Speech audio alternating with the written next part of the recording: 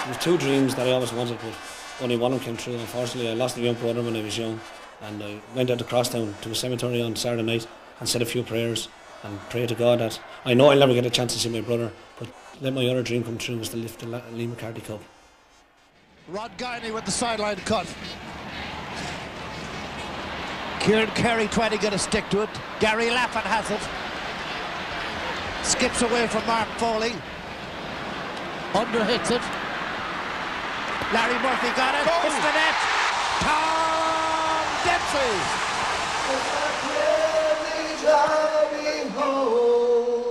To wear the purple and gold, and the purple and gold is my heart and my soul. Tom Dempsey, goal-scoring hero of the Guinness All-Ireland final, singing to his teammates. And you know, in years to come, he'll be singing ballads about these men. One of the dozens to sign the purple and gold car, the manager of Wexford, the man who led them to the Liam McCarthy Cup, Liam Griffin. When you see the purple and gold, take my heart and make it strong.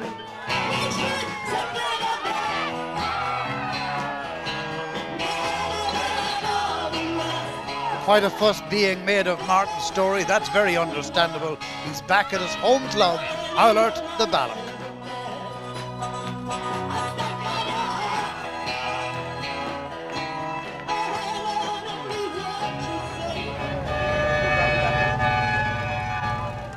Next stop on the tour from Oulart to the Balloch, and we rode on the flat top with Martin Storey and the Wexford team.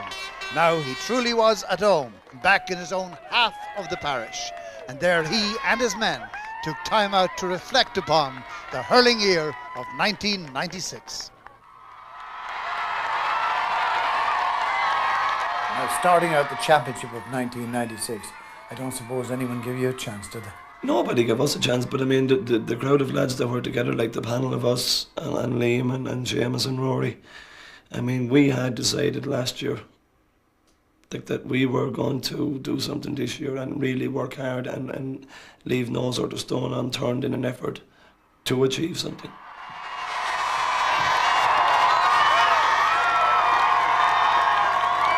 In case people haven't ever heard you before, you don't normally speak like this in your Rod Stewart voice, but this is part of the baggage of the All-Ireland victory, isn't it? It is. Well, there's been a lot of singing and dancing and shouting and roaring and talking and speeches and everything for the last 4 days, and I suffer with a sort of a bad throat all the time, so if I use the voice too much I get very hoarse. The man that got it all on the road and all the time into it and got us all together, he told us if we stuck ahead and kept fighting and kept working, we would get our reward, and thank God he kept us going. That's Liam Griffin, our manager.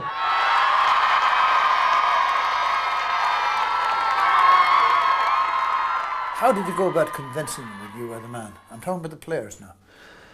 Well, for a start, I had hurled a lot myself. I mean, in my younger days, I gave up hurling very young. In fact, I gave up hurling at 21 years of age because I was in the hotel business. But I had a meeting with the players, where I said initially, and from my point of view, I put a strategy before them which I felt would work. And I think that they viewed it with a kind of a certain amount of, my God, maybe, or whatever.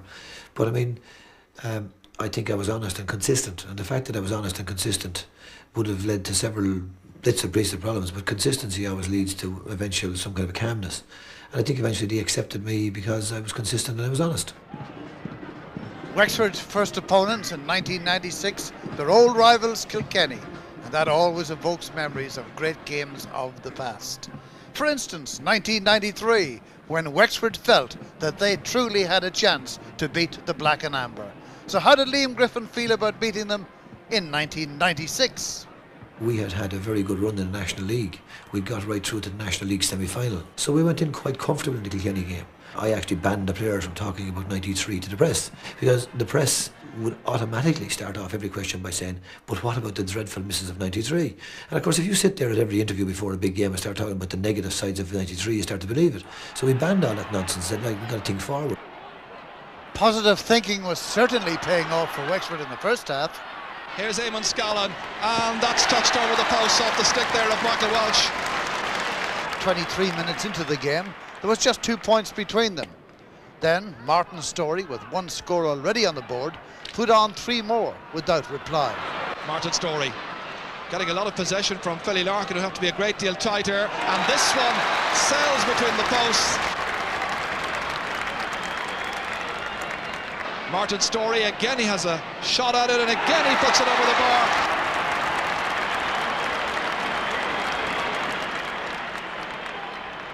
But into Martin Storey, another chance for Martin, and another point. So at this stage it's like a party piece. Give him the ball, he'll put it over.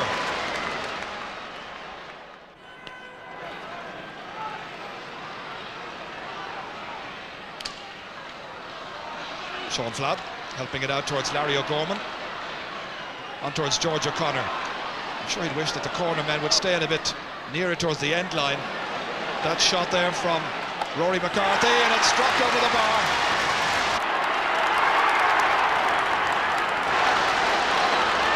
Great fetch there by Paul Codd.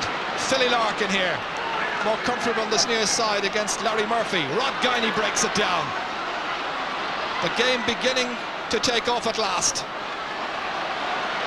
Liam Cohen up towards Michael Phelan. Ryan calling for it, but Phelan goes for the score himself, and he puts it over the bar. Kilkenny getting a point back, but Wexford still had 5 points to spare at half-time. Right at the start of the second half, Kilkenny began to take a hold on the game, and they took 4 scores in a row.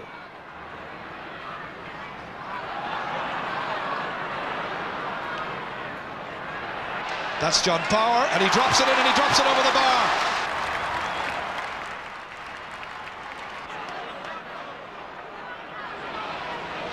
Charlie Carter calling for it. It's Ryan who has it.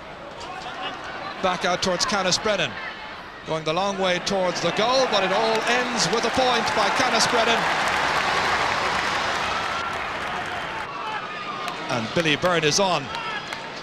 Great old championship campaigner. I'm sure he's saying less of the old. Chase by Billy Byrne. Byrne powerless to stop him. Comes out to Liam Keoghan, and a mighty clearance by the left half back. That's a huge one way down there. Delaney in there around the house. Ger Cush trying to stop him. This is PJ Delaney, and that flashes out of the bar. And this is a glorious spell now for Kilkenny, who are a changed team in the second half. Only 1 point between them, but that was to be the closest Kilkenny were to get. Wexford began to score again. Martin Storey added his 5th point of the game, and with 10 minutes left, super sub Billy Byrne had a goal. Dropping it in, Billy Byrne's in there. Byrne has scored! It's a goal for Wexford! The lead was now 7 points. Kilkenny could only play catch-up. They got it down all right to 3 points, but no better. Final score, 1-14 to no goals and 14 points, and a win for Wexford. The Kilkenny victory was an extremely good victory for us, in that Kilkenny were short John Power, and the Kilkenny felt that GJ wasn't up to form. I felt that we'd have beaten them anyway. But the fact was that was good for us, because it masked our victory as, but they're not that good. When I knew, hey, we're not too bad, we're going to go okay. In the Leinster semi-final, Wexford played Dublin. Dublin with 2 former Kilkenny players in their side, James Brennan and the formidable Eamon Morrissey. Dublin was the one I worried about. I mean, when you're playing the Kilkennys and the Offaly's and the Corks and the Limericks and the Galways, they're one of the top teams in the country, and you have something to aim at, because they've had success. Like, whereas Dublin were like ourselves in the sense that they were struggling all the time. And it's very hard to rise. We found it harder to rise our game for Dublin. That was the one I really worried about. Knocked down by Eamon Scallon to Tom Dempsey in rushing. Gary Lappin for Wexford. Tight angle, but he's put it over the bar. That's confidence from Gary Lappin. Wexford started well, 5 points to 1 up, when Eamon Morrissey had a chance from the penalty for his first Dublin score. Morrissey doesn't lift it, but he gets in a cut off the ground, and it's gone into the net. 1 point between them, but Wexford pulled away again with 2 goals in a 3-minute spell. Liam Dunn leaves it to Martin Storey. Plays it down the line. Initially it was meant for Tom Dempsey. It comes here to Gary Laffin. Another score chance on. Yes, a goal. A goal for Wexford by Gary Laffin.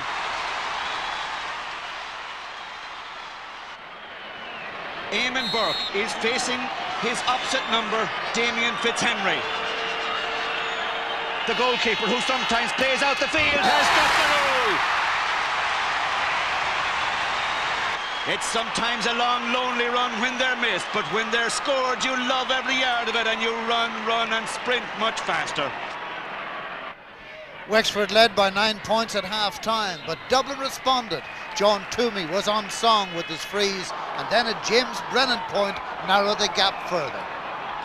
10 minutes to go at Croke Park between Dublin and Wexford. 5 points in it. Wexford's game has really fallen apart in the second half. You just wonder what would happen if Dublin could work a goal. Kevin Flynn had first one on that for Dublin. Fell eventually to James Brennan, who goes for the point and gets it. That's a lovely score.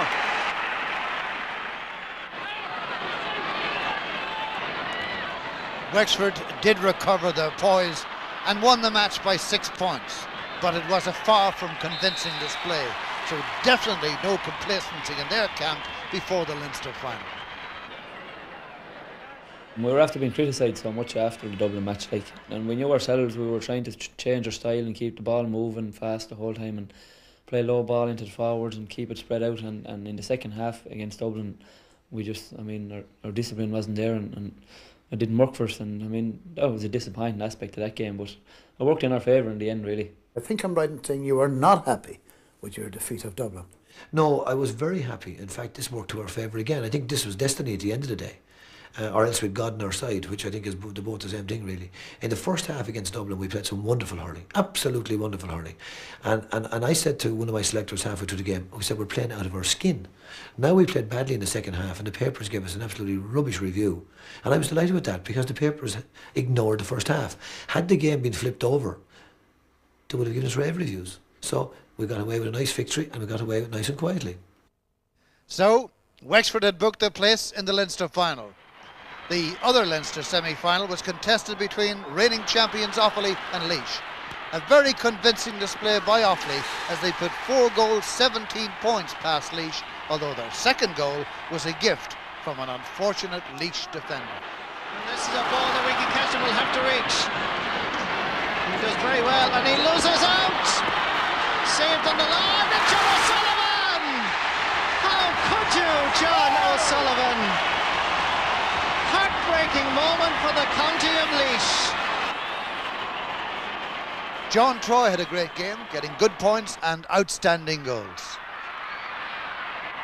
John Troy. Good effort, which goes straight over the bar. Great point by John Troy. Nice skill by Everything. Creating problems here. Putting it across. Well blocked down. Chance here, blocked again. There's danger here. Ricky Cashin has to come out to scoop it in, and it's a goal. John Troy. The goal that Offaly sought. And Rigney didn't connect. Declan Pilkington does. There's a goal here. John Troy, take it out. Thank you very much, John Troy. So it was to be a Wexford-Offaly final, and nobody was really giving Wexford too much of a chance. Even their own supporters were only slightly optimistic. On Wexford's home training pitch, however, manager Liam Griffin had put his players through 150 sessions of tough training. The Wexford players' minds were set, and the disappointments of other years had to be forgotten. 4, 3, come on! The Offaly game was a major for us. This was the big psychological quantum leap. But don't forget, we'd worked on our small victories. We'd beaten Offaly in Burr in the Welsh Cup in February. We beat them in the National League quarter-final in Thurles in March or whatever, April. So our lads, while they were worrying, they still felt quite confident.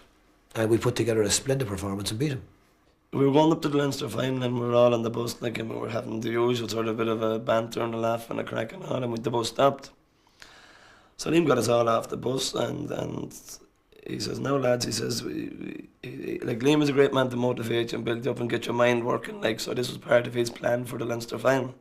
He says, "Now lads," he says, "we're going to walk out of Wexford into Wicklow, and the next time we come back in, we're going to be Leinster champions." And he says, "We'll come back in as heroes," and I mean, we did. So you walked across the bridge? We walked out across, and we just said that we gave each other a promise going out that we would come back in as Leinster champions, and we did.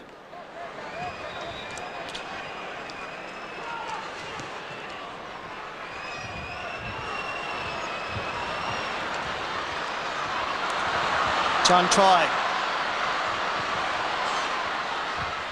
sending it in, a dangerous ball. Damien Fitzhenry! Goal for Offaly. The ball is in the net. The referee is telling the umpire the green flag has been raised, and Billy Dooley gets credit for the goal.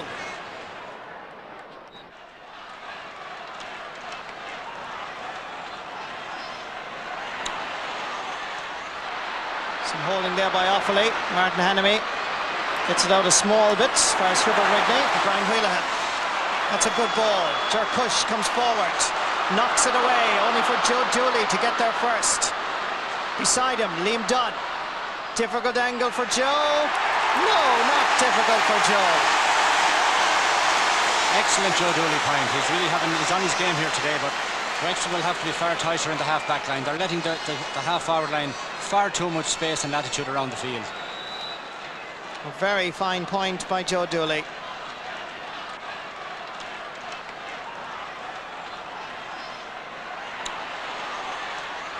Well gathered by Larry O'Gorman. And that is sailing straight over the bar. Larry O'Gorman has discarded the helmet. He now can see clearly, and definitely the goalposts are within his sights. Tony Pilkington. It's a good line cut. Well gathered by Rod Guiney, must be said, and a good clearance. Not very far. Michael Dignan is there. Cuts away from Larry O'Gorman. Hooked by Larry O'Gorman. Left behind and cleared almost. Well blocked. And it's Offaly. Billy Dooley giving it to Declan Pilkington, and that's a point.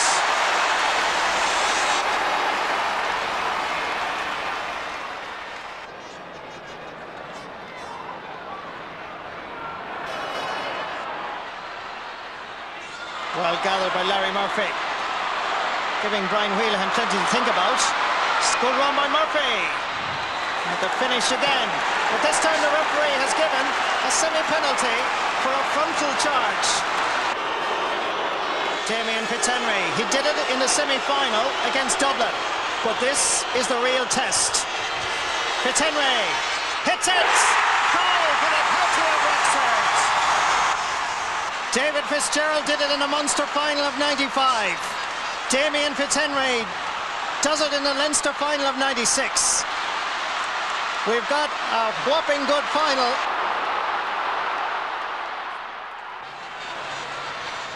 Ball knocked down towards Rory McCarthy.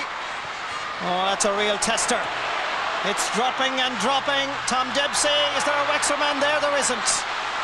There is now. Martin Storey. Outside him is Larry Murphy. Storey sees what he wants to do and he puts it over the bar. The captain from Ulrich the Ballon gets his first point in the Leinster final. And look at these Wexford people, and there's only, what, 21 minutes gone in the first half. The sides level in Croke Park.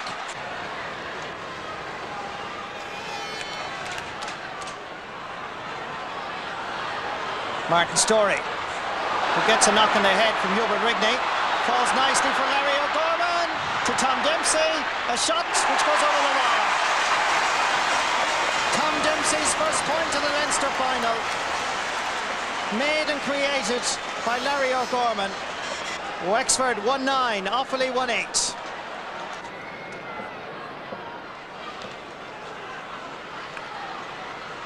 Another great puck out by Liam Coughlin. Liam Dunn getting a hurley to it. Eamon Scallon. Oh, well hooked by Johnny Pilkington. Comes to Adrian Fenlon. Sends it up again towards Gary Laffin. Runs on. Here's a chance. Wexford's Rory McCarthy. Here's Tom Dempsey to his left. Rory! And he puts it over the bar. But it should have been a goal. And he should have passed it to Tom Dempsey. Oh, I think an excellent chance of a goal there. Tom Dempsey was crying for that ball.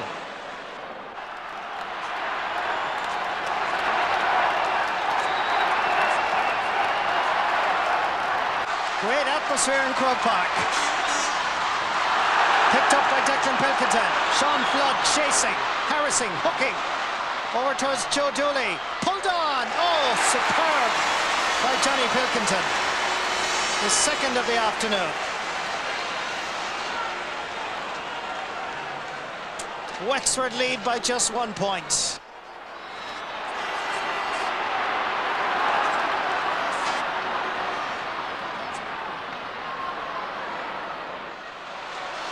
Shane McGuckian giving a loose ball to Martin Storey. He salutes the Wexford crowd with a clenched fist. He does it again for the camera, and Wexford starts the way they finished. 2 points between the teams.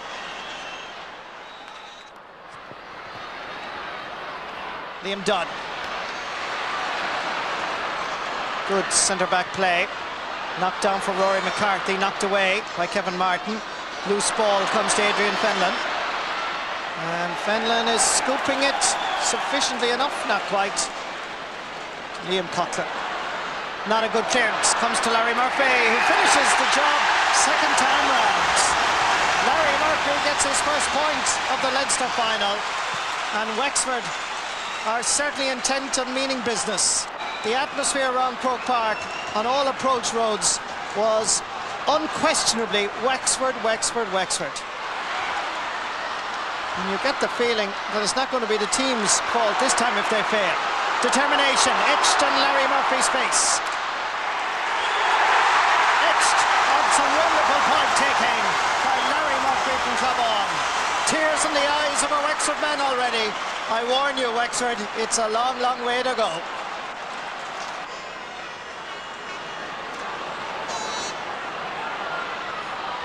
Well pulled on. Liam Dunn going back to gather it. It gets there ahead of Billy Dooley. Jarkush. Spot of bother here. Liam Dunn comes in to help him once more. Up towards Tom Dempsey and Shane McGuckian. Scooping it up. Almost shovel-like is Larry Murphy, who sends a ball straight over the crossbar. What a score! What a point! What a man! Larry Murphy. By God, they mean business in Croke Park, these Wexford lads.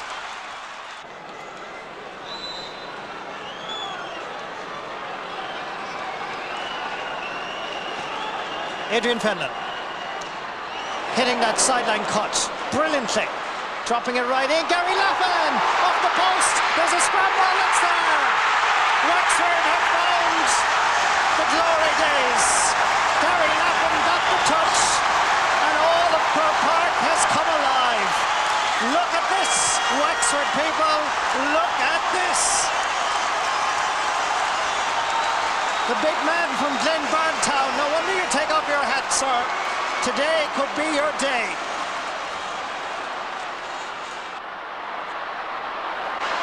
We continue on down at the other end. Joe Erity giving it to Michael Dignan. Oh, yes!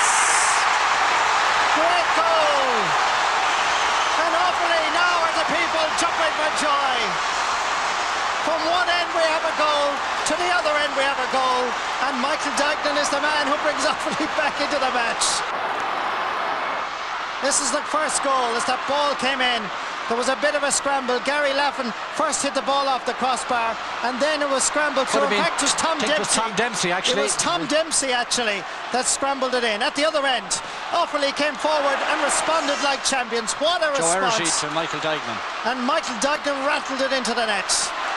Into the middle. Oh, what wonderful fielding. Larry O'Gorman.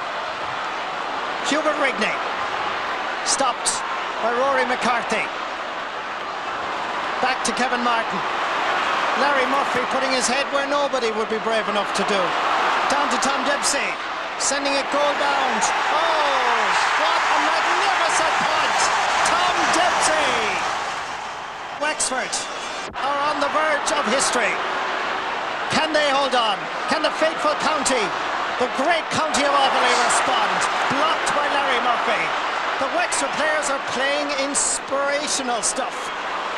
Martin Storey looking for the goalpost and finding the goalposts. Answer that, Offaly, if you can.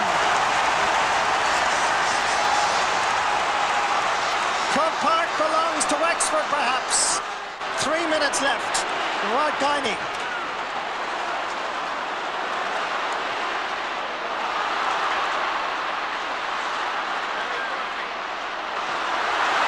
Comes back to Tom Dempsey. Difficult angle, but not to Tom Dempsey. 1 goal and 4 points for Tom. The 19-year wait is over. They're rejoicing on the banks of Slaney. They're rejoicing in Croke Park.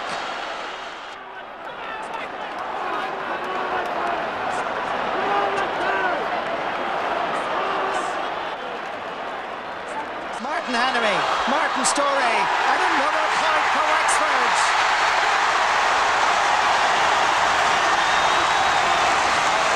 There's no going home tonight from Croke Park. They have suffered long and far. They've suffered for years down in Wexford at the hands of the people from Kilkenny and Offaly. But now, unquestionably, it has to be Wexford. Johnny Pilkington trying for a last-minute chance and a last-minute point. 4 points for Johnny, but it's not enough for Offaly.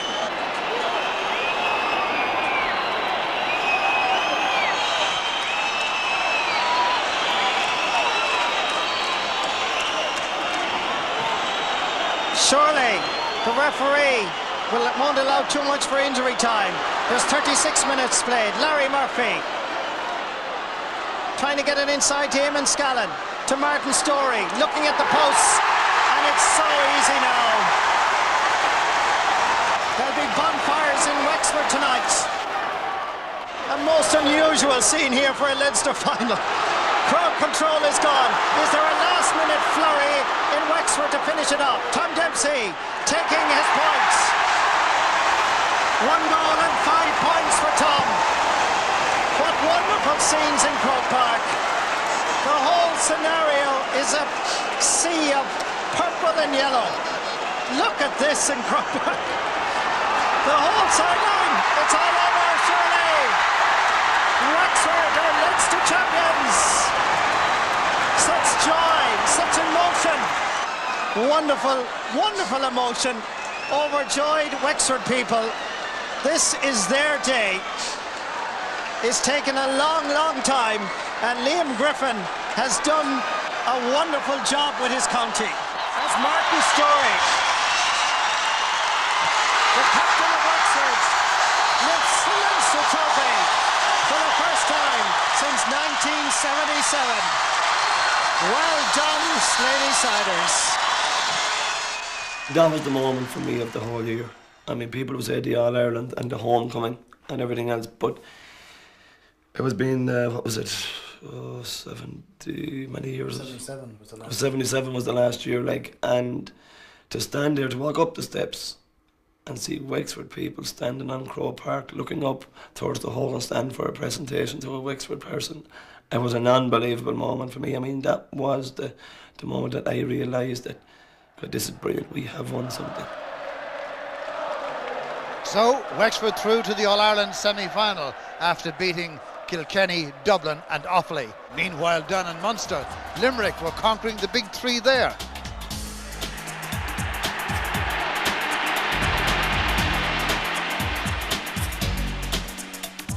There was optimism in Cork about the prospects of the hurling team under the so-called Dream Team management trio of Jimmy Barry Murphy, Tony O'Sullivan and Tom Cashman. Cork were defending a record of never having been beaten at Páirc Uí Chaoimh since the 1920s. Their opponents in the first round of the Munster Championship, Limerick. Cork led at half-time by 1 point, thanks to a goal scored by Alan Brown. But Limerick were rampant in the second half, scoring 3 goals and 11 points. 2 goals from Podge Tobin. This was the second of them. Down towards Tobin again. Getting inside once more. Kilkenny hesitating, and that's enough. Tobin's second goal. And one from Owen O'Neill. Fergal Ryan. Poor striking again. Frankie Carroll by the setup. Gary Kirby. In it goes towards Podge Tobin. It's Owen O'Neill. His run has just gone off. And Limerick are well and truly in the next round of the Munster Championship. Final score, 3 goals, 18 points to 1 goal and 8. And Cork's proud record in Páirc Uí was shattered. Limerick's next opponents were everybody's favourites from last year, Clare. Rival counties, a derby match really, and the All-Ireland champions putting their title on the line against the team who believed that they should have been the champions back in 1994. Gary striking it, giving it lots of height, distance and accuracy. Gary Kirby had a great game. He scored 1 goal and 7 points. His goal coming 8 minutes from half-time. Towards Gary Kirby. Is he going to go for a goal? Gary Kirby hitting it and scoring.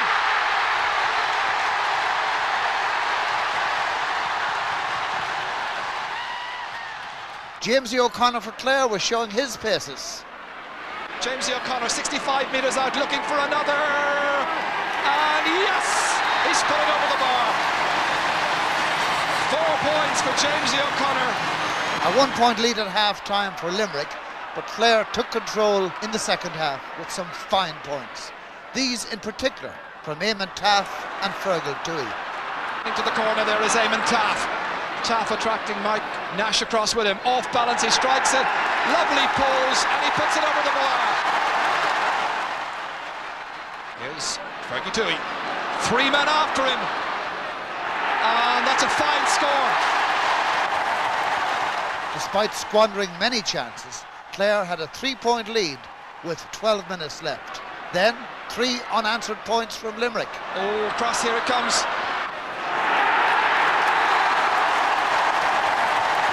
So that gives Limerick a bit more hope, and there's still some time left. Knocked away by Sean McMahon only as far as Gary Kirby. Quick look back, and Gary Kirby has put it over the bar. Has a yes. The minimum between them. We're in injury time. If Limerick get one more chance, or will it come downfield for Clare? Here on Limerick, being urged on, Barry Foley, it's high, it's over the bar, it's a point by Barry Foley, his second point. What a match, absolutely wonderful. The last minute of the game, it looked like a replay, but Kieran Carey had the ball in midfield. Here comes Kieran Carey. Carey leading the charge of the Light Brigade. 45 metres out. He's a chance to score. He's put it high. He's put it over. The Limerick captain has scored a minute into injury time. With that memorable score, the All-Ireland champions had reached the end of their reign, and Limerick had reached their 3rd successive Munster final. Tipperary had, by comparison, an easier draw in the Munster Championship. First up were Waterford, who gave a good account of themselves, scoring 1 goal and 11 points. It's Johnny Brenner. He hits it well, it's dropping in, it's dropping so well, it's gone over the bar. But Tip's strength saw them through, with fine performances from Nicky English, Colin Bonner and debutant corner forward Liam Cahill. This is a ball for Nicky English. Damien Byrne, he'll have to be very alert to keep Nicky under control, as every time he touches it he's able to find the goalposts. Brought down by Fergal Hartley. Liam McGrath still battling his way in to John Lahey, across, and there's a goal. Liam Cahill has scored the goal. Tipperary then went on to book their provincial final place with a comfortable 24 points win over Kerry. There was a real buzz in Limerick in the run-up to the game. Training sessions were well attended and autographs eagerly sought. A fabulous atmosphere on the big day, 40,000 people watching in a first half that belonged to Tipperary. They went 4 points ahead after this Liam Cahill goal. It's gone well by Declan Ryan. Support from Cahill. A goal here. He's buried it. Liam Cahill. 14 minutes gone, and Michael Cleary on the ball and on the target to make the lead 7 points. That's come straight to Michael Cleary, and he punishes it. Michael Cleary with a second point. And this Liam Cahill point gave Tipperary a 10-point lead at half-time. Limerick had scored only 4 times in that first half, and all of them came from Gary Kirby. In the second half, a remarkable Limerick comeback. This Sean O'Neill point left 9 points between them. After Kieran Carey scored, the gap was down to 6 points. Comes to Kieran Carey. He'll go for the score from here. Can he make it? The answer, yes. Gary Kirby converted a free. Now only 4 points between them. And the crowd were now sensing that anything was possible. 8 minutes to go in the game, and TJ Ryan had an opportunity to level the scores. Will this be the equaliser? It will! And the sides are level. Tipperary managed to regain a 2-point lead, so it looked like Limerick's fight back was to be in vain. But inspirational Gary Kirby had a free, scored it, and that left just one between them with 1 minute left. Who gets it? It's Mike Galligan, stopped by 3 or 4 Tipperary players. Out it comes Foley, out as far as Frankie Carroll, one sub to another. Can Frankie with the hero here? He can! He's put it over the bar! And Limerick fans salute that point by Frankie Carroll. And thus, after one of the greatest Munster hurling finals of all time, the two teams would have to do it all again in a week. Gary Kirby, Limerick's scorer-in-chief, was under medical care in the week of the replay, suffering from severe headaches. However, on the big day, he decided he would play. They were level, the two teams, after 12 minutes, 2 points each, when enter Declan Ryan. In towards Declan Ryan, the marking poor at times for the Limerick backs. And that's just enough to allow Declan Ryan in for his second point of the day. 15 minutes played, and Limerick on the goal trail. He runs on towards Owen O'Neill, almost took it in his stride, has it now, kicks it and scores! A goal for Limerick, for Owen O'Neill.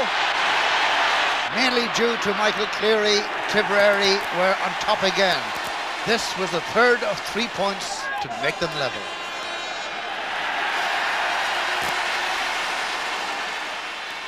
Liam Cahill had a good point to put Tipperary back in front again. Then 2 Michael Cleary points from frees left a goal between them, and Frankie Carroll was on the scene. Will he opt to lob this one in? He's giving it everything. Right inside, it's a goal! Frankie Carroll got the stick to it. Half-time, Limerick 2 goals and 3 points, Tipperary 9 points. Gary Kirby at the start of the second half had a point, his only score of the game. But Limerick had the nose for the goals, and here was TJ Ryan. Runs on and Ryan hits the post, and the second time he scoops it in. Tipperary got a point back, but Limerick stayed on the scent of goals. Owen O'Neill again. Huge one down towards Frankie Carroll. Runs on to Owen O'Neill, and there is another one! The dancing feet of Owen O'Neill. Tipperary began to try and put a recovery together, but when Kieran Carey and Barry Foley knocked the ball over the bar, it was all over bar the shouting, and plenty of that from the Limerick fans. The final score, Limerick 4 goals and 7 points, that's 19. Tipperary 16 points, a 3-point margin, and Limerick through to the All-Ireland semi-final.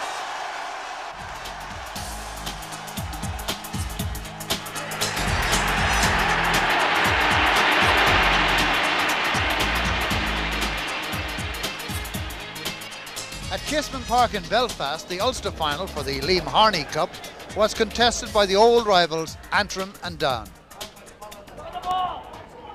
Down were looking good early on in the game with the sides level at 2 points each. This Paul Coulter point, followed by an Old Sands goal, gave Down a 4-point lead. Marty Mallon. Mallon inside now to Conor Arthurs. Goes low. Coulter's there. And the keeper manages to fall on it. Is it in? Yes! It's in the net. Old Sands. But that was to be the closest they were to get to Antrim. Antrim came back into the game very much with some excellent scores. Now Jim Connolly on the break. Can't hit it left side because there was a chance that he could, but he hits it right side, and that's equally good.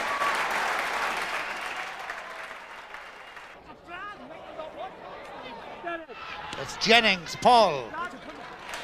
Oh, a lovely point.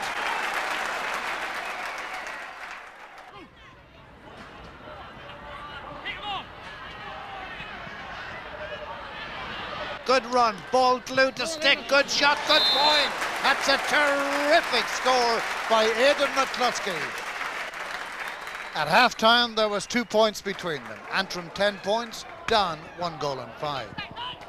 In the second half, Antrim continued the good scoring to increase their lead, and with 10 minutes left in the game, a fine goal by Gregory O'Kane made 10 points the difference.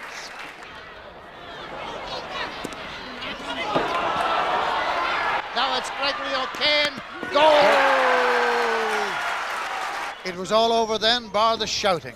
Although Down did get the last 4 scores of the game, including a good goal by Dermot O'Fray.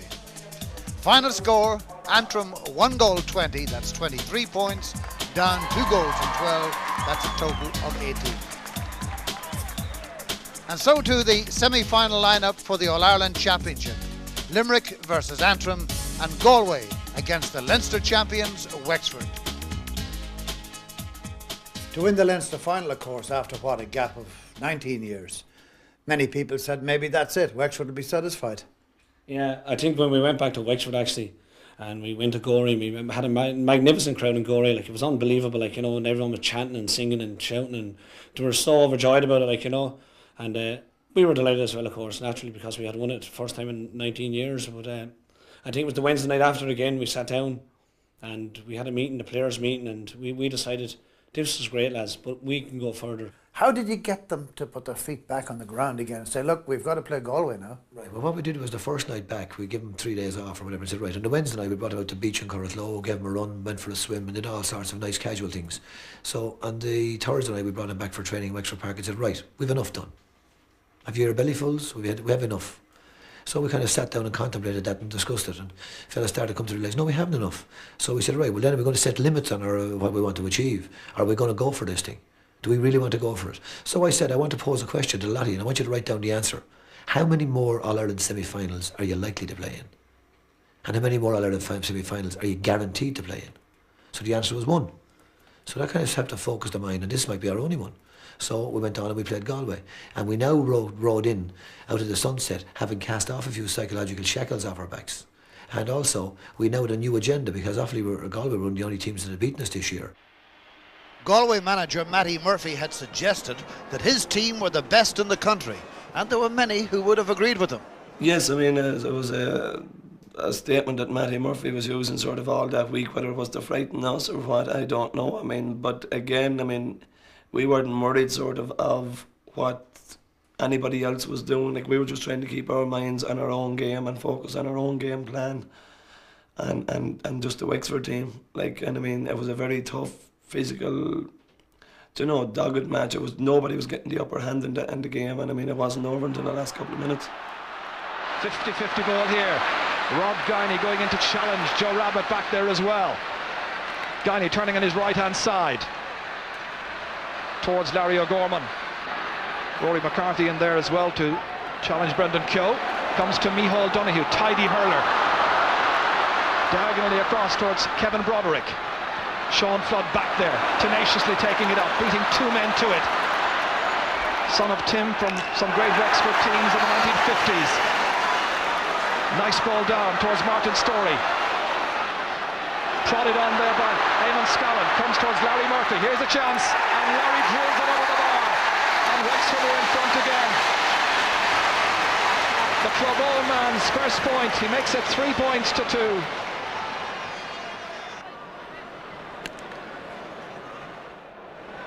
Down through the centre it comes. Well judged. Larry O'Gorman out there as far as Adrian Fenlon.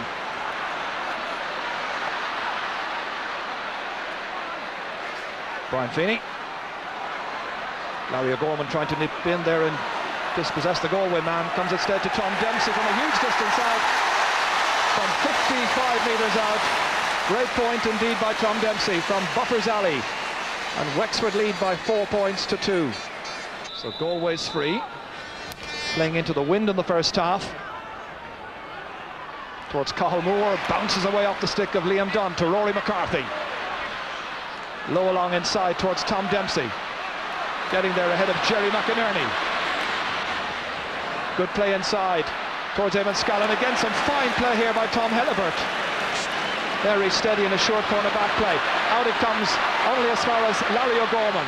The hand pass outside to Martin Storey. 2 seasoned campaigners linking up together, and Storey puts it over the bar. His second point. And all of that is a result of a very good pass from Larry O'Gorman, and it's 5 points to 2 in Wexford's favour.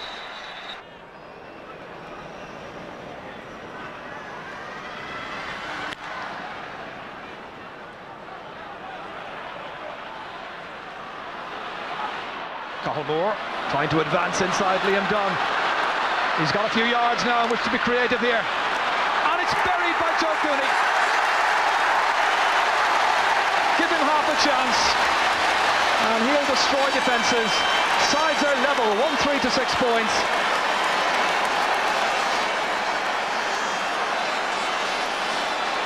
"21 minutes were gone when that reached the back of the net." Some very forceful play here. Yes, you can see here as Collmore picks up the ball, comes inside, right? Maybe has a look to take his point and sees his normal side. Went for goal, wasn't intended as a pass, I don't think, and the ball scrummed off his hurley across the square for Joe Cooney, and he buried it.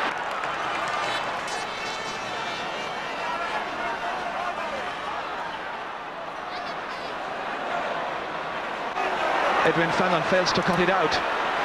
Michael Coleman to apply some pressure in there. Wexford defence down a man, Colm Keogh, unfairly stopped by Joe Rabbit. So it'll be a free to the Slaney Siders. Free to be taken by Liam Dunn. They still have not brought on George O'Connor. Here they come into the attack. Oh, he's a chance! It's a great goal by Rory McCarthy! Rory McCarthy! A wonderful goal. So 6 minutes after Joe Cooney got Galway's goal, there's the reply by the 14 men. Down by virtue of the injury to John O'Connor, without the sub having been brought on just yet. Yes, sure, we can see the goal here. A great score by Rory McCarthy. Liam Dunn and Adrian Fenlon taking it again. Oh, nice pick up by McCarthy. He completely sends his man the wrong way. That's a terrific piece of skill. So a goal and a point. Last couple of scores for Wexford scored by the St. Martin's player. It's 1-8 to 1-4.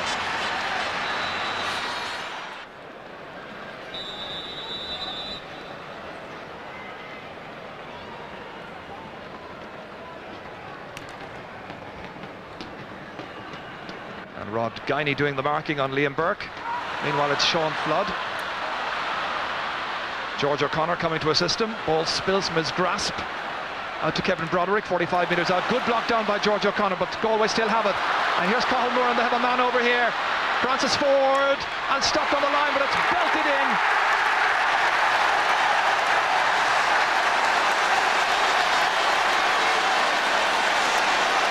Cathal Moore. Flicks the ball up, hand passes it out to Collmore, and again into the corner forward. Great save by the goalkeeper, but there's Collmore to finish at the back of the net. Great goal for Galway. It's gone over. Tom Dempsey's third point. 1 from play, 2 from frees. And Wexford have a 1-point lead.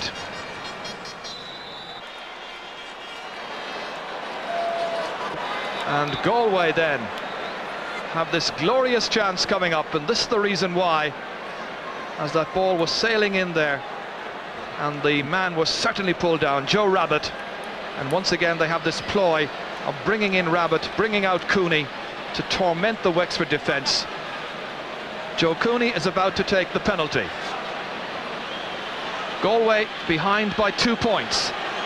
This to give them the lead once again if he goes for a goal. What will he do?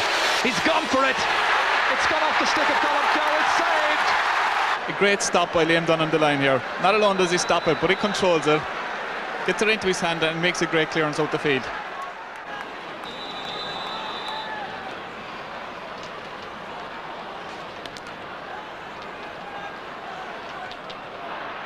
Rod Guiney coming out after this one, but it's taken by Michael Coleman instead. Driving towards the Wexford goal. They look for another score here. Very promising. Stopped by Damien Fitzhenry. Didn't quite hit it as hard as he could, I think, Michael Coleman, but it's Rory McCarthy with great pace. He's got support outside through Larry Murphy. Now he needs the assistance of Martin Storey. Can Storey drive it over the bar? The answer is yes. Well, it's been something of the difference between the teams.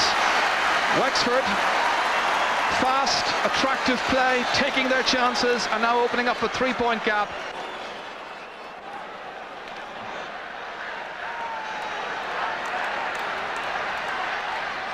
Down towards Liam Burke it comes this time. Again they advance, going right through the half-back line, and this time he wisely taps it over the bar. Liam Burke's very first point of the match, putting 2 between them. Liam Dunn to take the free. 10 minutes to go. Brian Feeney. Really, it's a match you feel at this stage still can go either way. Just 2 points between the teams. Wexford having the lead. Great catch by Larry O'Gorman towards Martin Storey. Out they come for it here, and it's Micheál Donoghue trying to pick it off the ground again. Challenged by Larry Murphy. It's won back by George O'Connor. Adrian Flannelan next in there. Drop hit there by Micheál Donoghue. In towards Ollie Fahy. Jerkosh, the Wexford fullback, to Adrian Flannelan. This time to get much greater distance into it. And there's a problem. And it's a goal! A real problem. Paul Finn was in there to challenge for that. Billy Byrne inside in that full forward position, and Wexford followers feel they're on their way to the All-Ireland final. The Galway defence was badly caught out here. Yes, we see it again here. High ball from Adrian Fell comes into the square, and what the Wexford forwards hadn't been doing under that was to get in underneath it and get a touch with it, and I'm sure Billy Byrne will take credit for that. It looks like being Wexford. Galway about to bring on another sub, but Wexford have used up their full quota. Into Billy Byrne, the substitute full forward, back to Tom Dempsey, turning to make a better angle, and he's put it high and over the bar, and that may now be that. Tom Dempsey's 6th point in this match has ensured that Wexford are now on the verge of a place in the final.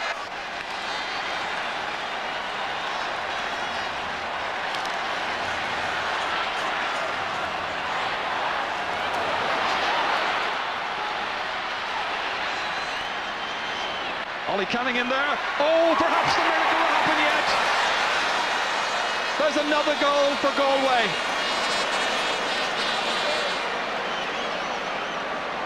Kevin Broderick making it 2-13 to 3-7, and once again just 3 points in it.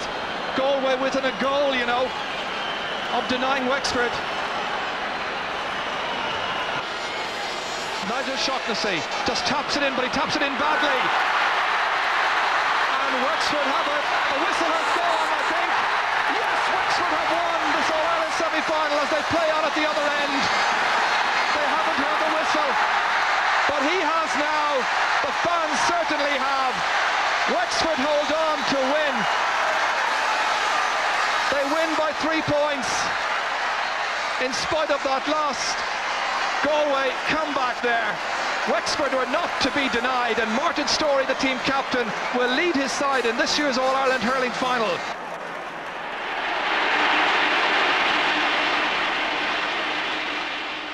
In the other semi-final, Limerick were expected to beat Antrim, and that they did okay, but it was by no means a one-way ticket.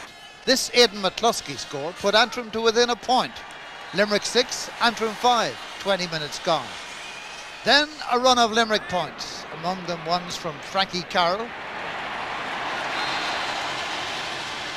Owen O'Neill,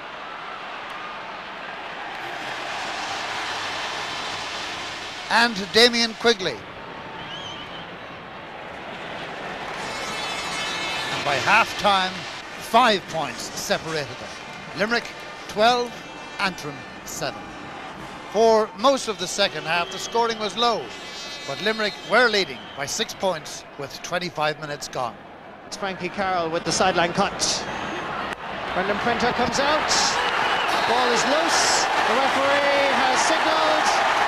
That is a goal for Limerick. I think Owen McCluskey comes in behind, catches it. Here he's in. Yeah, his hand went over the line, I would say. I think he definitely stepped over the line with the ball.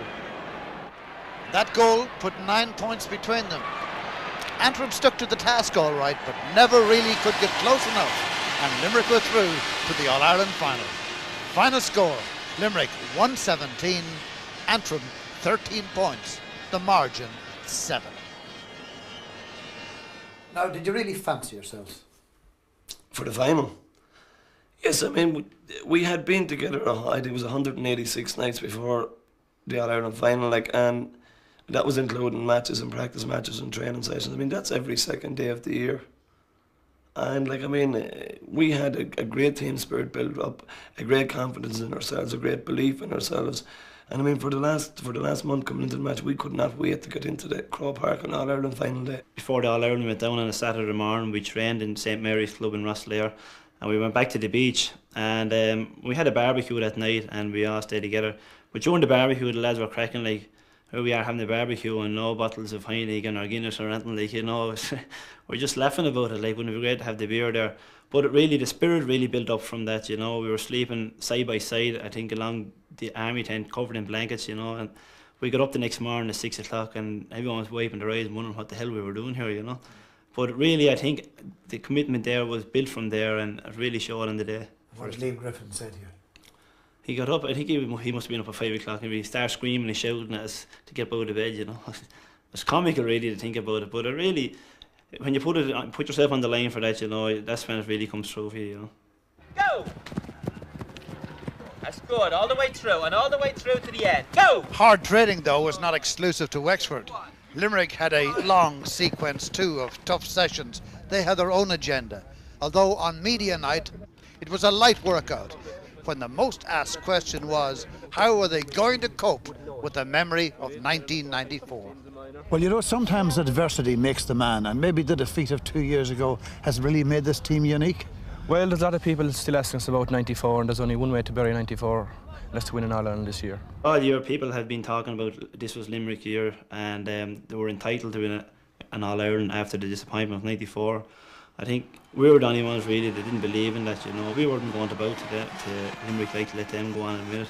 We really believed ourselves that we could win it. What about 93, 92, 89, 88, 87, 77? The sum of the total of what we'd missed was about 15 times greater than what Limerick had ever missed. So hunger, we invented the stuff. And I mean, there was no way that Limerick could be possibly hungrier than us. But the thing was, hey, don't tell anybody. The only one who knows, that's us. We went through everything the All-Ireland final day that we had through the whole year, like, and we talked about that. And I mean, we met in Gorey, a couple of us, where we always met, and I thought it was important for us as well, like, to keep it that way. I mean, Liam Griffin had talked about that, like, we didn't want any other build-up than we'd had for the whole year, and it really worked in our favour, like, because he wanted a relaxed approach to the game, and that's the way we took it, and it was great. The week before the All-Ireland hurling final was one of anxiety for two of Wexford's best and longest-serving players, Sean Flood and George O'Connor.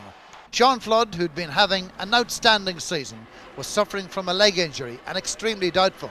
But the Wexford management gave the agricultural contractor until near match time before a decision was made. In the event, Flood didn't make it, but dairy farmer George O'Connor did. After nearly 2 decades in the purple and gold, George was to get his big chance on hurling's biggest day. I said to Sean, right, you know, keep in touch, and it was on Thursday or whatever. If things don't come right, give me a ring. So on Friday he rang me and said, listen, I can't play. My own thoughts was I was shattered for him. And I put the phone down, I have to be honest, and I tried to console him, and I cried myself. Because here was, his father was my folk hero, and his uncle was another one of my folk heroes. His uncle was the Hopper McGrath, one of the greatest hurlers ever to play the game, and his father was Tim Flood, one of the greatest stickmen ever to play the game. And here was this man, Tim's son, getting his chance after so many years in the wilderness to get a chance to play in the All-Ireland. And I can't think of a more fitting player for an All-Ireland than Sean Flood. He's such a class act of a player. So it was sad. But then, this is sports management. All of a sudden you wind up bringing on Georgie O'Connor, Roy of the Rovers, to finish his career, maybe, because I can't retire George O'Connor, to finish his career maybe, on the last day of the last match to walk up as a hug and stand and raise the hug and stand at his last attempt. I mean, you have Cinderella and you have, you know what, Lucifer all at the same time in a sports management situation. It was heartbreaking for all of us for Shawnee not to be there with us. I mean, because he had hurled brilliantly throughout the year, and he was one of the main reasons that we were actually in an All-Ireland final. And I mean, when the news came out, like, we were all really saddened for him. And the morning then in the hotel when we were having a bit of grub before the match, Sean said a few words at our team meeting, and he actually broke down, and I mean, he gave us all an unbelievable lift going out. I mean, the hair was standing on every player's back of his neck, like just waiting to get out into Croke Park to do it for Shawnee as well as for ourselves. It's the culmination of the Guinness Hurling Championship of 1996. Between the two teams, they've gone through over 350 training sessions, hours and hours of talks and coaching, and now it came down to the final time. Over the years in Wexford, they've been saying, whenever we beat Kilkenny and Offaly in the same championship year, we will go on to win the Liam McCarthy Cup. Not since 1968 had Wexford won it, not since 73 had Limerick won it.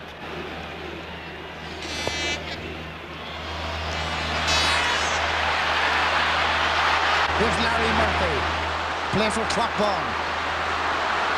Mike Houlihan's the chaser. Larry is in with a chance for the first score. Excellent point. Lovely strike by Larry Murphy.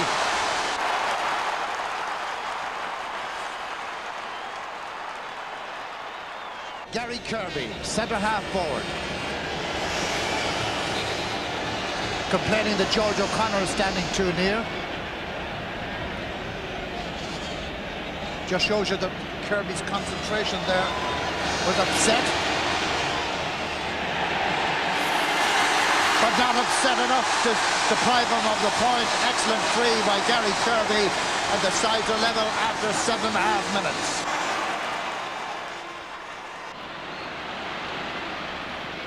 Rod Guiney with help from Liam Dunn. Now George O'Connor.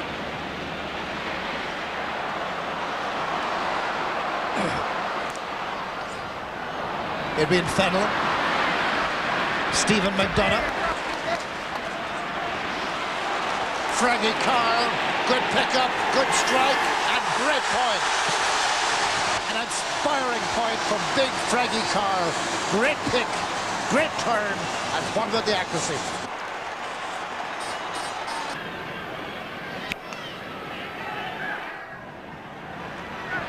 As Henry's puck comes off Dave Clark's stick, I think, no. Off the Wexford stick. And Mike Houlihan to take the sideline cut. One of the genuinely strong men of the modern hurling game. Good cut inside. Guiney can't get to it. Jericush can. Owen O'Neill. Out to Barry Foley. It's over. 19-year-old Barry Foley, the scorer.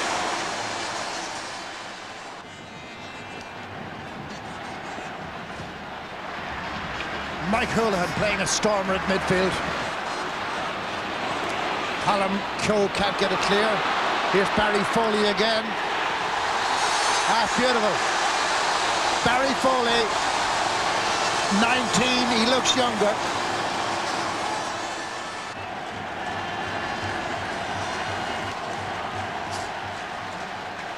Another huge puck out from Damien Petendry. Carey can't clear it. Fennell and Wexford. Easy one for Joe Quaid.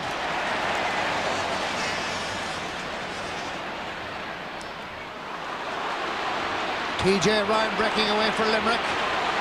Good run by Ryan. Lost the stick, gives it to Damien Quigley. He's due a big game. This could be one of them. Damien Quigley, a lot of people are looking for a big game for him. They went ahead. Do you think maybe another score or two for them might have put it beyond reach? Well, we weren't too worried about it, but yeah, at times we were a bit worried, okay, but not too much, because we said even before the game, like, even if they scored 3 goals in the first 5 minutes, we got to keep going, keep hammering at it, like, and thank God we done that, like, and things went right for us. We turned around and we went up the field and we got a goal in from Tom Dempsey. Gary Laffin has it. Skips away from Mark Foley. Underhits it. Larry Murphy got it. It's the net. Tom Dempsey. The ball purposely dropped in short. And Tom Dempsey, the old reliable. Tom has been in Wexford teams since 1984. Well held by Fitzhenry, who has a great eye, this goalkeeper. Kieran Carey, here's a point for Limerick, if I know Carey.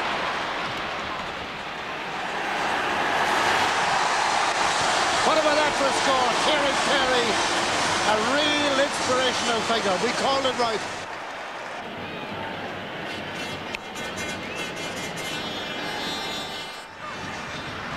The All-Ireland final is dead level. It's Wexford 1-3, it's Limerick 6 points. John O'Connor with a little help from his friends. Liam Dunn. Larry Murphy, Dave Clark.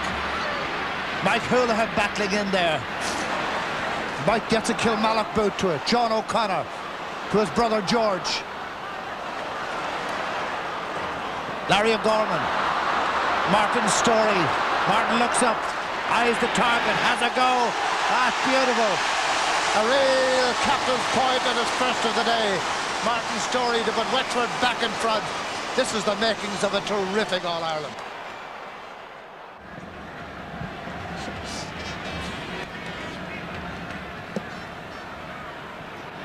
Great puck by Joe Quaid.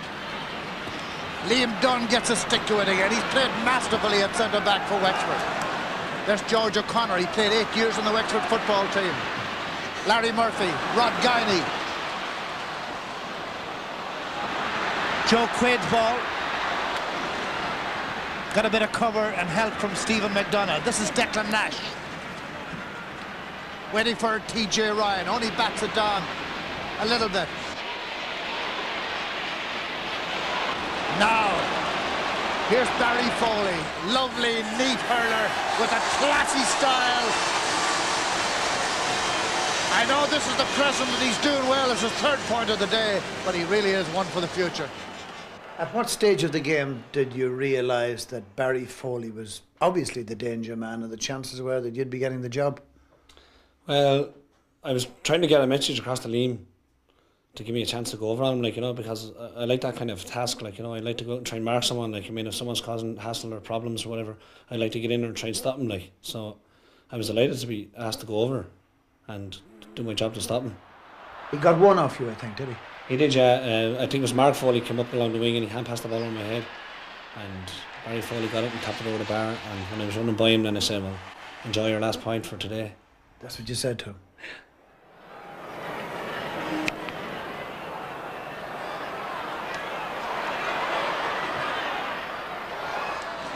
Eamon Scallon. Martin Story gets it quickly into his hands. Shakes off Carey. Wonderful score. It's point for point, tit for tat. Martin Story, the Wexford captain. He beat Kieran Carey fair and square. Beautifully sprinkled with individual skills this game. And in the team context, a really even battle. Larry Murphy picks it up, football style, on his toe. That's some pick-up for you. George O'Connor. Kieran Carey. Larry O'Gorman going on a dribble. And here's Barry Foley again. Quick delivery into Damien Quigley, beaten by Ger Kutch. And more football for Wexford. In centre field, it's Frankie Carroll with the ball in his hand. leaves Guiney behind, plays one into O'Neill. O'Neill gets over the line again, and a game that continues to intrigue with some lovely skills, great stick work, terrific turns by players, and as good a final as you could wish to see.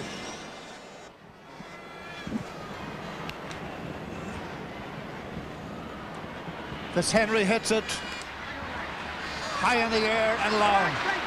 Fenlon here for Wexford, dropping it in, looking for Gary Lappin. Mike Nash right on him there, breaks down behind for Lappin again. He's in. It's a terrific save by Quaid. Absolutely sensational save by Joe Quaid.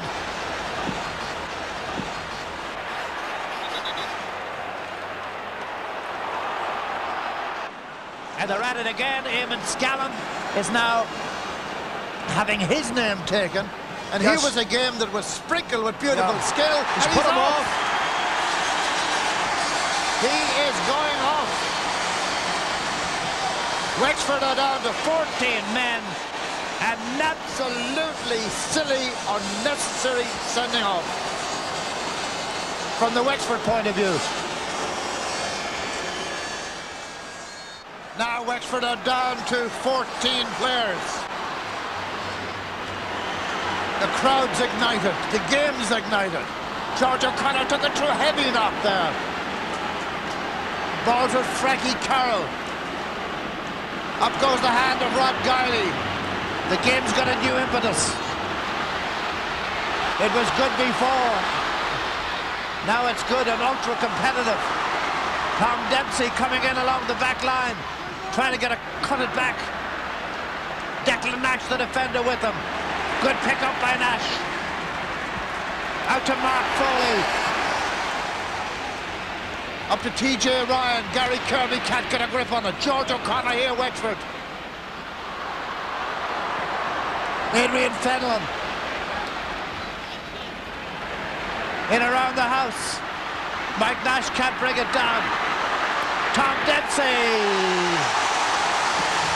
Point by Dempsey in the 35th minute of the half.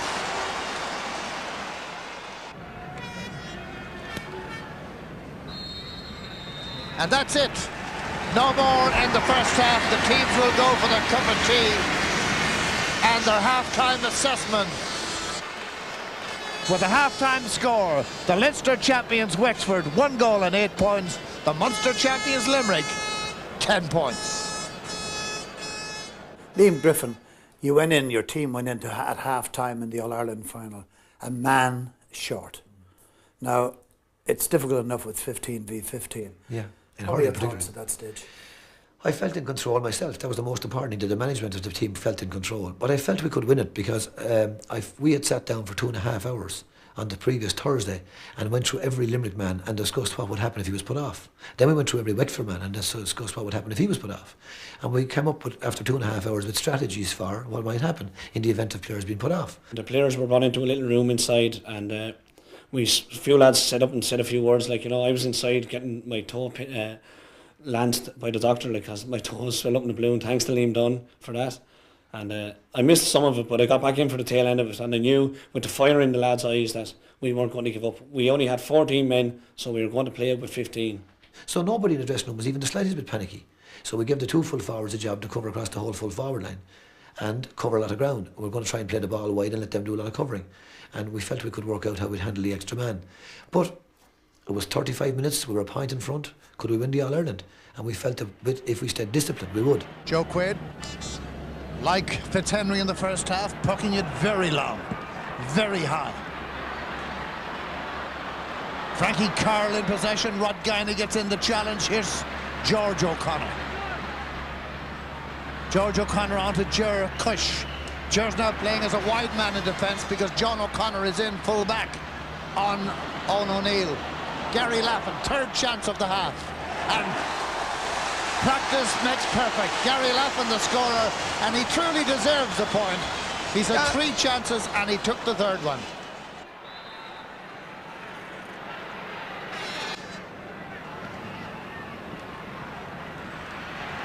Murphy with McDonough. McDonough's clearance only as far as Guiney. Now it's Gary Kirby. Gary Kirby playing the ball into the forwards like. But John O'Connor got there first. Now TJ Ryan puts it across the face of the goal. TJ has scored for Limerick. And that's their first score of the second half with 9 minutes played.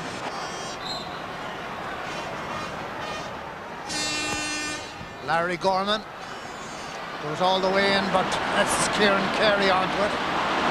Martin Storey. Dave Clark. Carey again. Clark. Liam Dunn beaten by Gary Kirby. A nice piece of play over there by Keogh. It's going to drop in. Here's the chance for... Oh, Larry Murphy almost in there for Wexford. And they're still not finished. Gary Laffan knocks it over the bar. And Wexford playing like a team that knows exactly what they're capable of and what they intend doing. This was a tremendous shot from Larry Murphy. Look at that save again very quickly. Ball put out. Laffan got it and put it over the bar. Watch this for an instant reaction. Unbelievable the save he made. What score of the match convinced you that this is our day? It wasn't actually a score. It was during the second half. Damien Fitzhenry threw his body down in front of a ball that was landed on the edge of the square, and he scooped it out to one side. It just hit me then, really, the commitment that the players were putting in. I felt then that we would go on and win it, you know.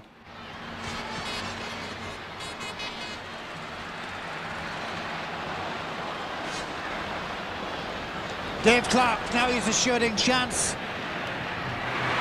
Damien Fitzhenry takes it down, and it's flattened as he does by Damien.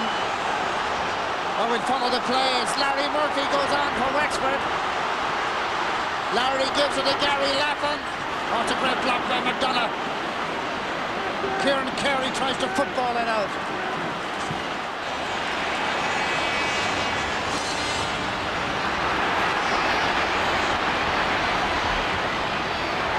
TJ Ryan. Padraig Tobin in there battling for it. Barry Foley and Fitzhenry stretches and hooks it away. Oh, he's a spectacular goalkeeper, but he's also a very good one. He's way up there in the Ollie Walsh class.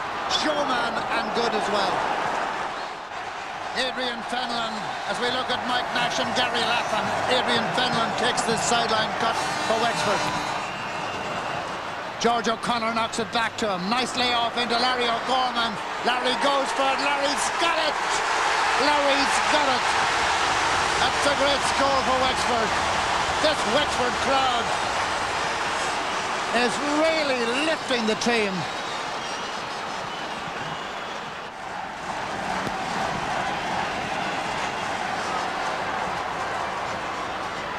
Now, can Gary Kirby inspire Limerick, as so often in the past he's been able to do? And again, it's wide, and this is just squandermania really for Limerick. Kirby hasn't really got into the game, and they rely so much on him up front, and he hasn't been able to get into the game. Dunn's done a great job on him. Watch him the whole time, really. That was the instructions I had. If Gary Kirby, if I didn't hit a ball and Gary Kirby didn't score, that was my job. And like, in fairness to the rest of the backs in the centre field, I mean, they didn't give away frees, and if they had given away frees, there could have been 10 points after Gary Kirby's name, and he was reduced to 2. We gave no free away in the second half, and I mean, that's the win of the All-Ireland, and for us that was really. They've got 4 minutes of normal time to play. Liam Dunn and Gary Kirby in the challenge.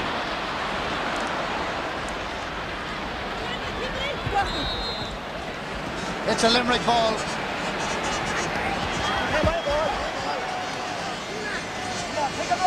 You think Limerick have only scored 2 points in this half? The chances they've had. Here's Dave Clark. And that's over the bar, which ends the long barren run without a score. 16 minutes until 32 minutes. 16 minutes without a score. I'm putting it to you, that was one of the greatest ever defensive performances seen in Croke Park. 14 men versus 15 against the wind in an All-Ireland final with a team that hadn't won since '68. And in the middle of that game, Our backs didn't concede one single free in the second half. That's a record. And you're the man for records. And that's discipline. And that's discipline. Fitzhenry was too greedy, really. Didn't get the length in it. He wanted a point. Dempsey has it in his hands. Billy Byrne chases it and Stephen McDonough has it. Where can he go, though? Wexford have hunted in packs. They played magnificently with a man short. Here's Kieran Carey. Big hit on Carey by Rory McCarthy and a free to Limerick. It's been a magnificent game. He'll have to drop this ball into the square. I don't think he has time to go for points. Drives it hard and low. And it's taken by Jack Cush. And Wexford, Larry Gorman has the ball. And Wexford are the All-Ireland champions. Where were you going at the end of the game? Over onto the hill to jump up on the railing to say hello and thank you very much to all the supporters, but especially my family who were standing behind the railing. You knew exactly where they were? I told them that I want them there after the game, that I'll be there. With the ball? With the ball. Well, without the ball or not, but with my hands in the air. A team that has waited in the hurling wilderness since 1968. Lost a man in the first half. Had to play with 14. Had to start the match without Sean Flood, replaced by this agile veteran George O'Connor. But in the end, a magnificent Wexford fighting display. And the referee blew the final whistle. That's when I realised we won it, and I seen Larry O'Gorman nearly going over into the hill 16 with the hurling ball in his hand, and Ger Cush coming over to hug me. So it was a great feeling. What did Ger say to you? I love you, Liam. I said I love you too, Ger. When the final whistle blew, I remember after just turning around and looking around at the colour and the people run down off the stands. It was something that will stick with me for the rest of my life, just to see him, and you could see grown men with tears in their eyes and all. And I remember I met Tom Ryan after it and a few old players, Billy Rackett, and you could see the emotion in their face, and then you realise really what it means to the Wexford people, you know. Captain Martin Story.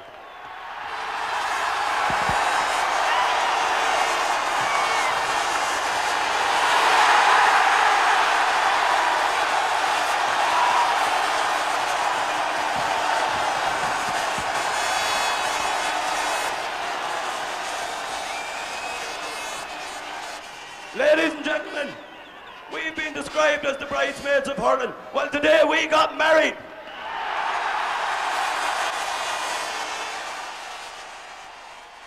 I can see you'll never forget it. Never till the day I die. Most magnificent occasion of my life. I had started on the Wexford team, and I was working with a lad from Enniscorthy up in Dublin. And it was the first championship year, and he just said to me, I'll have a bet now. He says, you won't win an All-Ireland medal. Or a Leinster medal. And I said to him, I'll tell you what, I says, I'll have £100 which I'll have an All-Ireland medal within 10 years. And I mean, I didn't have it. That was 1985, so I lost my bet, but I mean, it's a bet now this year, 1996, I wouldn't mind paying, but thank God the fella's in Australia and he'll never get his money.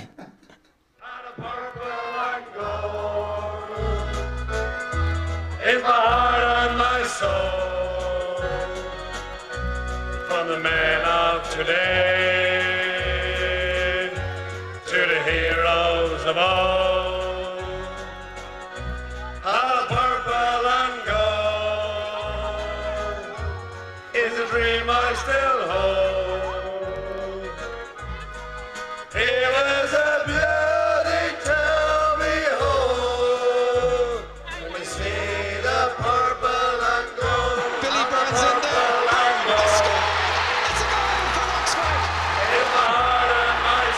Here to Gary Lappin. Another score chance on. Yes, a goal. Hits it. Hits it.